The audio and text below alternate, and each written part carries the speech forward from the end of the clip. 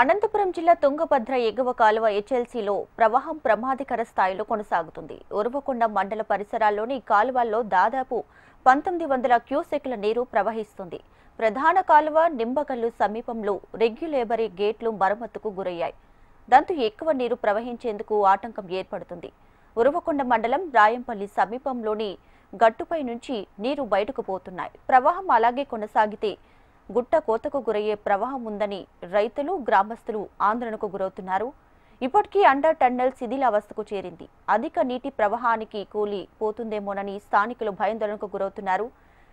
జీబీవీసీ సమీపంలో మరో అడుగు నీటి ప్రవాహం పెరిగినా గట్టు తెగిపోతుంది. ప్రధాన షెట్లర్ వద్ద కట్ట వద్ద పెద్ద రంధ్రం పడింది. షట్టర్లపై నుంచి నీరు వేగంగా దూకుతున్నాయి.